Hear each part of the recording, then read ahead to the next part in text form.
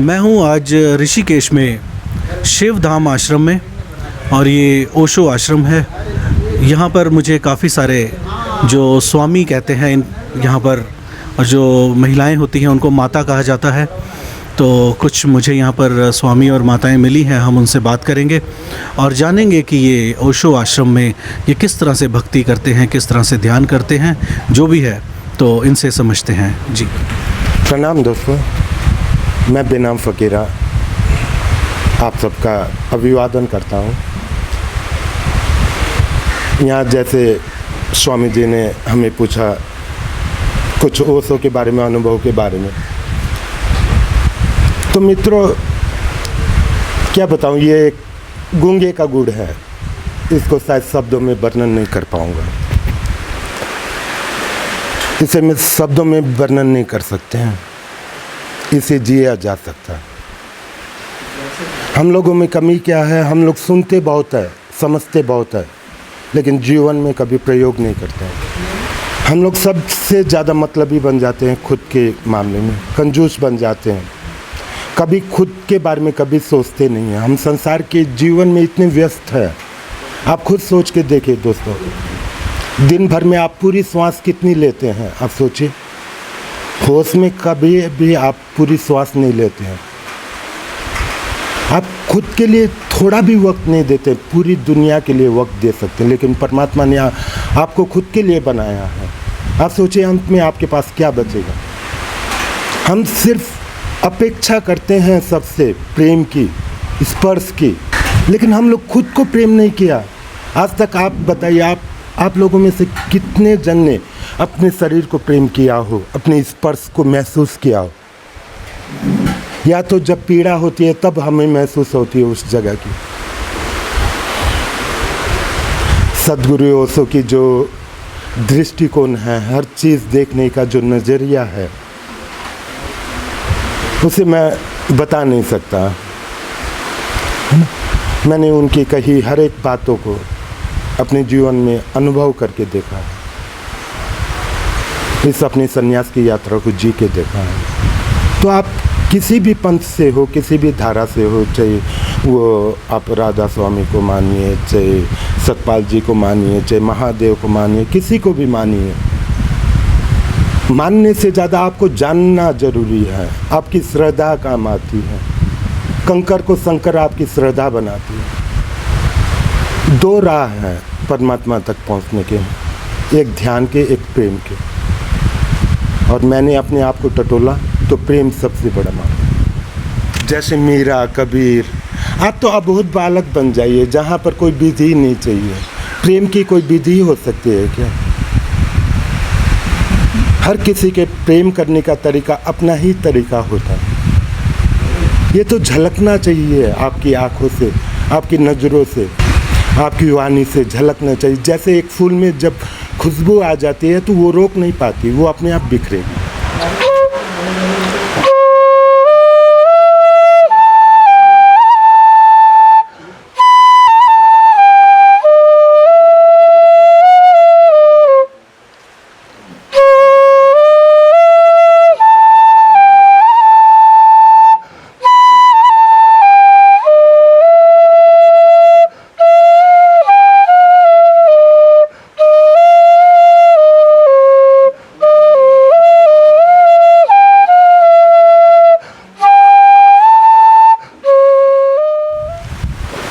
मैं माँ ध्यान दिया पंजाब से हूँ, और काफ़ी प्यास थी अंदर कि लोग कहते हैं कि परमात्मा है, उसको कैसे मिला जाए, परमात्मा से कैसे मिलन हो।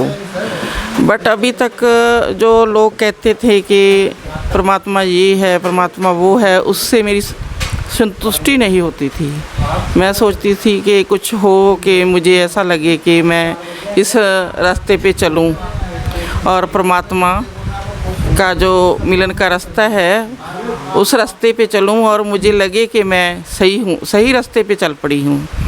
और कई लोग कहते थे, मैं सिख धर्म से बिलोंग करती हूँ, और हमारे जहाँ गुरु ग्रंथ साहब को पढ़ा जाता है, गुरु ग्रंथ साहब को गुरु माना जाता है, बट फिर भी मेरे मन में ये ख्याल आता था कि अगर ऐसे पढ़ने से परमात्मा मिलता है तो फिर मैं भी पढ़ लेती हूँ। मैं पढ़ती गई किताबें, गुरु ग्रंथ साहब का पाठ भी मैं करती थी, पर फिर भी जो मेरे अंदर सवाल थे उन सभी सवालों का मुझे कभी जवाब नहीं मिला था कि परमात्मा इतना स्वार्थी क्यों है कि वो हमें कहता है कि मेरा नाम लो और फिर मैं तुझे सारे जो खुशियाँ दूंगा, फिर मैं तुझे अपने दर्शन दूंगा। जी, तो आपने माला भी पहनी हुई है यहाँ की और उसमें ओशो जी की तस्वीर भी लगी हुई है, तो आपको मतलब जो इनलाइटमेंट हुई, जो आपको समझ आई चीज़ों की, वो एक्चुअली में क्या उनको पढ़ के आई ओशो को, या फिर कुछ और आपने कुछ ध्यान किया या कुछ योगा किया या कुछ और किया? वो क्या चीज़ थी जिससे आपको लगा कि हाँ मुझे अब समझ आई है? हाँ, ये एक दिन का तो बात नहीं है कि एक दिन में ही समझ आ जाती है इनलाइटमेंट की। ये तो धीरे धीरे जब जब हम ध्यान करते हैं, ध्यान में गहरे उतरते हैं, तभी जाकर अनुभव होते हैं। जैसे कि ओशो की कई विधियां हैं, जैसे डायनामिक है और नाद ब्रह्म है और कुंडलनी है। ये करते करते 3 मंथ का सदगुरु ने टाइम दिया है कि 3 मंथ रेगुलर करो एक ही ध्यान को, जो जिसमें आपको अच्छा लगता है। और डायनामिक है, वह हमारे अंदर की सफाई करता है। आप ये मानते हो कि भाई ये जो जन्म है ये कुछ स्पेशल किसी काम के लिए मिला है और उसके बाद क्या होना है? जैसे हिंदू धर्म में या सिख धर्म में भी कहते हैं कि 184 प्रमतियाँ दुर्लभ जन्म पायो, सिख धर्म में भी ऐसे कहा गया।